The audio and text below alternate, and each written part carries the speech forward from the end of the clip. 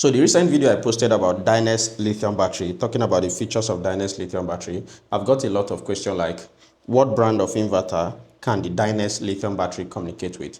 The Dyness Lithium battery can communicate with a lot of inverter brands in the market, starting from Schneider to Growatt, to Deye, to SRNA, to Most. There are a lot of inverters it can communicate with. So presently we've communicated the Dyness Lithium battery to this Growatt inverter. You can see the whole stuff is set up for our capacity test. So the battery is presently at about 50 something percent. I decided to do this video to show you guys how to communicate your battery to your Growatt inverter in case you are installing the Dyness Lithium battery with your Growatt inverter. And if it's not with Growatt inverter, you can go through the manual of the battery to see if it will communicate with the brand of inverter you're about to get. Now, camera, come closer, let me show you.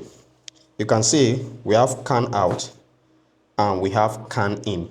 Now, if you want to communicate the Dyness Lithium battery to your Growatt inverter, you put the communication cable. This communication cable comes with the Dyness battery. The Dyness battery have a lot of communication cable. You can see on this end, it has battery, right? So this end comes into the CAN of the battery, that's the CAN in, while this side, you can see this side written inverter. This side go to the BMS port of your Growatt inverter. When you communicate, when you connect the communication cable to the inverter, on the battery you have DIP switch. You can see DIP switch. You have 1 to 4. You will now put on 2 and 3. That means if you are using this specific Growatt, this is Growatt SPF, right?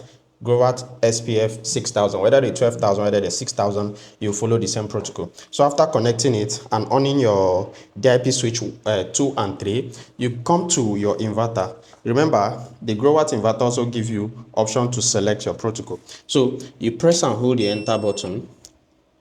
Then you go down to option 5 where you select your battery. Now you can see our battery type is already on lithium, right? If it's on user, AGN, and flood, you just press enter so that this place will start blinking. Once it start blinking, you change it to lithium. That's Li. When you change it to lithium, immediately you press enter.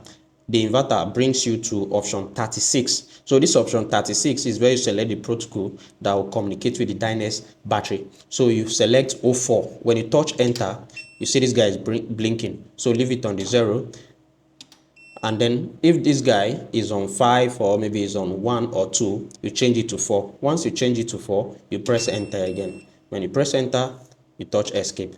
You can see from here, it's showing Li, meaning our battery is communicating with our inverter. In order to be sure, go down, you can see our battery is on 56%, meaning our inverter knows what the battery is doing. Even on my phone presently, from the Wi-Fi, it's showing that the battery is on 56%. If it didn't communicate properly, there are protocols that you might select and the inverter will sense that, there is a little communication coming from the battery, but the communication is not perfect. What will happen is that when you go to the setting, you come to the charging current. This place might be showing you 00, while on the percentage side, it might be showing you the battery percentage, while on the charging current side, it might be showing you 00. It means the communication is not perfect. It might not show you error. So the best protocol is to select 04 on this.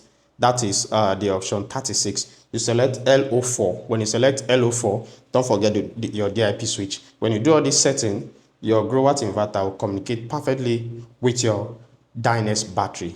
Your Growatt inverter will communicate perfectly with your Dyness battery. So don't forget to give me a like. Don't forget to stick to this page and find out more about your Dyness lithium battery. Thank you.